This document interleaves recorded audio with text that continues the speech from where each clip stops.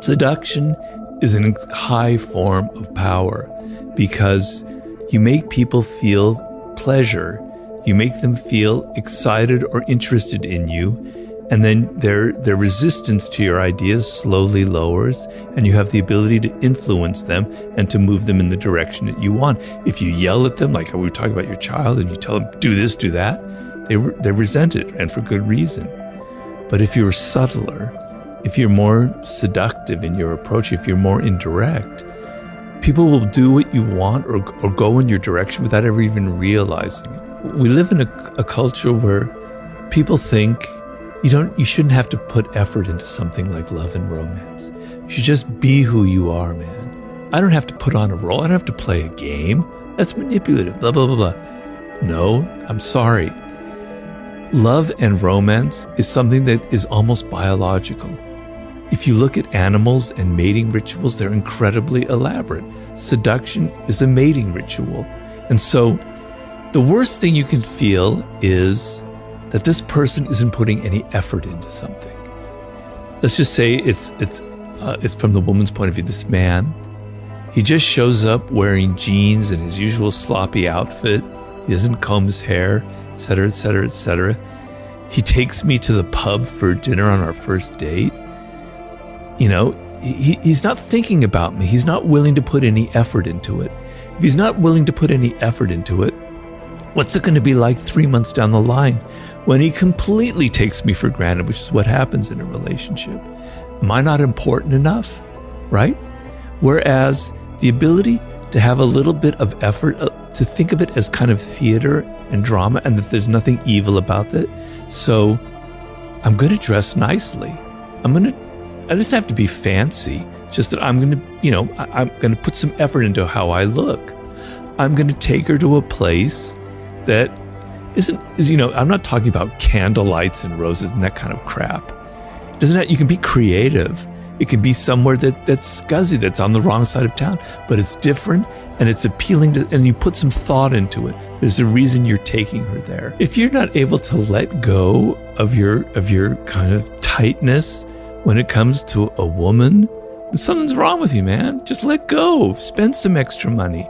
Spend the extra 10 quid that you might need to spend on taking her to someplace different. But it signals a kind of cheapness. And it's not about money. It's about a cheapness in your spirit, right?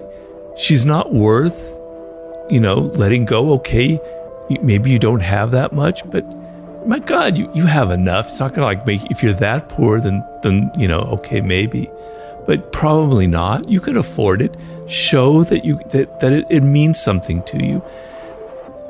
Seduction is a language. It's not a language of words. It's a language of gestures that we're paying attention to. We're paying attention to people's body language. We're paying attention to their actions, to the things that they never say. So when you signal that discounts are so important to you that even on the first date you have to have a discount, you're signaling that there's something tight about you in your nature, and it's not very pleasant. One of the comments I saw quite frequently was from specifically young men, that it looked like young men in particular were struggling to seduce a mate, a partner in the modern world. Is that real in your view? Is there something that has changed in society? Has that always been the case? Is there anything we can do if we're a young man that's struggling in the modern world? Well, a lot of it is, I'm afraid to say, is internet porn, where you get the idea that, sex is something that should be very easy, quick, and that women should have that kind of body and physique, etc., etc., and that becomes your norm, etc. That can be very damaging. But the idea that things must come easy and quick is very prevalent. And to win over someone like, say you're a man and it's a woman who might be reluctant to have sex for good reason or reluctant to have a relationship, requires some effort. It requires some thinking. You can't just hack your way. You can't just swipe and get it. You can have your internet sex, but you're not going to get that in real life. It doesn't work that way. It takes time. It takes patience, and you're going to have to work at, and you're going to be rejected. being with people is a skill. Being a social animal, although there's a part that comes naturally, if you spend all of your time here, you're losing that skill of how to respond to people's body language. You know, half of the thing is you're sitting in a bar opposite, let's say it's a woman, and how she crosses her legs, how she sips her drink, how she looks at you, how she touches her hair. She's signaling things. It's a language, it's a beautiful language, right? You have to learn it, and you're not going to learn it here because you can't. You have to be in person. It has to be skin to skin. You have to get a feel for what other people are thinking and feeling. And we're actually really, really good at that. Humans have, that's what makes us human. It's called mirror neurons. I can sense what's going on in your mind. I can read your body language.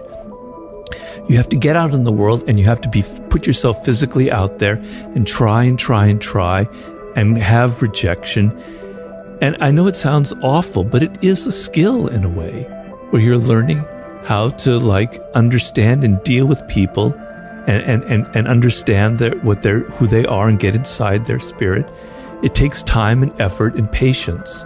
So for young men, you have to realize that, right? If you think everything has to be easy and quick, it's never going to work for you.